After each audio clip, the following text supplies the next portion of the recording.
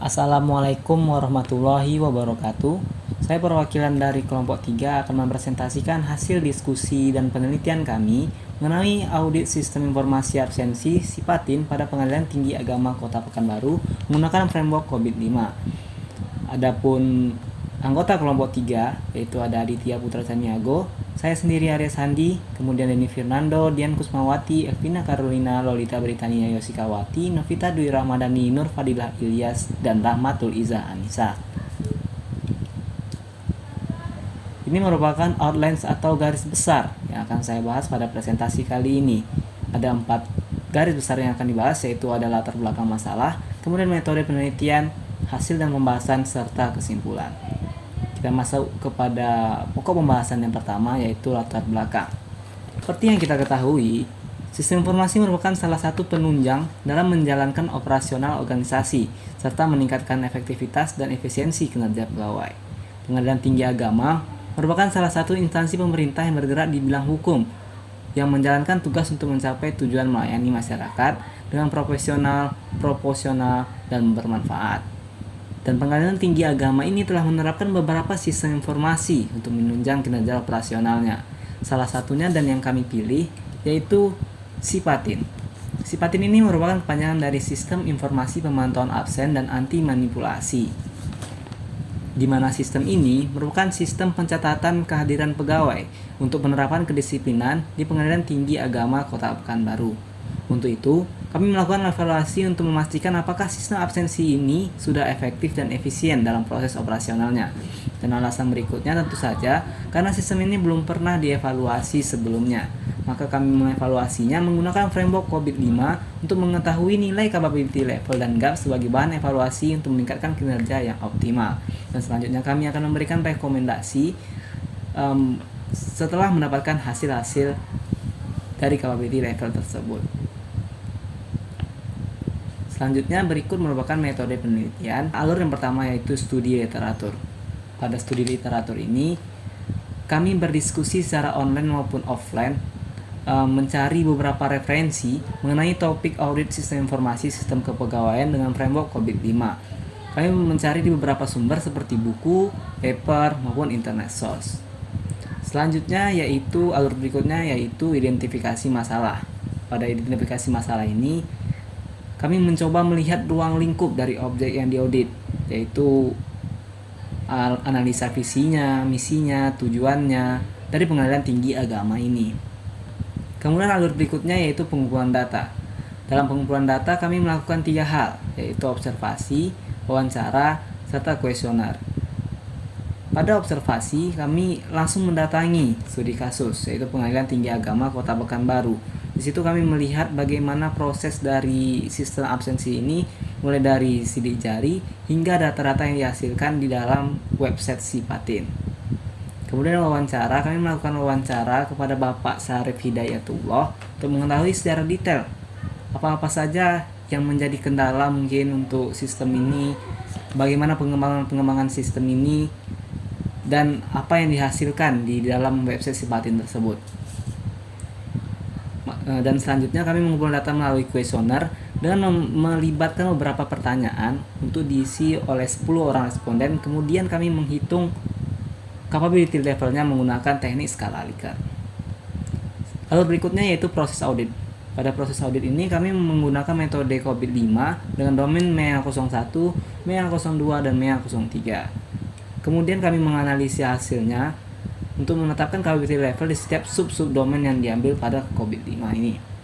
Kemudian alur berikutnya yaitu proses sistem informasi. Proses sistem informasi ini adalah proses bagaimana sistem absensi ini berjalan, mulai dari pegawai melakukan absen dengan meletakkan jarinya ke mesin fingerprint, kemudian mempertahankan posisi hingga muncul pemberitahuan apakah sidik jari tersebut terdeteksi. Jika sidik jari tersebut terdeteksi, maka data akan ditransfer ke sistem. Sedangkan jika tidak terdeteksi, pegawai harus kembali melakukan scan fingerprint. Kemudian setelah terdeteksi absensi pegawai ini, maka data tersebut akan terinput ke bagian kepegawaian. Setelah absensi terinput, maka datanya juga akan terinput ke dalam database website Sipatin dan proses absensi selesai. Selanjutnya yaitu analisa dan pengukuran data. Pada analisa dan pengukuran data ini, kami ada mengolah dari pengumpulan informasi dari wawancara, observasi, serta kuesioner yang dilakukan. Kemudian kami menghitung kapabilitasnya dengan rumus indeks maturity, yaitu sigma jawaban kuesioner dibagi sigma pertanyaan kuesioner. Kemudian kami menganalisa juga kesenjangan atau gap analisis dari sistem ini. Selanjutnya pada hasil analisa, di dalam hasil analisa ini adalah hasil-hasil perhitungan yang dilakukan tadi dan akan mendapatkan hasil pengukuran kapabilitas dan analisa kesenjangannya. Kemudian alur terakhir yaitu rekomendasi, kami memberikan beberapa rekomendasi dari hasil-hasil yang kami dapat. Baik, selanjutnya yaitu hasil dan pembahasan, yaitu mencakup hasil kuesioner, pengolahan data, analisis gap, dan rekomendasi. Seperti yang kita lihat pada tabel 1, ini merupakan data responden yang melakukan pengisian kuesioner domain MEA01, MEA02, MEA03 untuk proses audit sistem absensi sipatin di Pengadilan Tinggi Agama Kota Pekanbaru. Di sini terdapat 10 orang responden dengan 9 jabatan. Ada analisis, perencanaan, evaluasi, dan pelaporan hingga AK pertama. Kemudian di gambar 2 terdapat daftar domain MEA COVID-5 yang kami pilih beserta subdomainnya yang akan diolah nantinya. Di sini ada MEA01, MEA02, dan MEA03 dengan berbagai subdomainnya. Selanjutnya ini merupakan hasil perhitungan capability dengan mencari indeks maturity dan menentukan level. Seperti yang kita lihat pada MEA01 terdapat domain MEA01.1 hingga MEA01.5. RS ini merupakan rata-rata jawaban responden terhadap pertanyaan domain MEA01.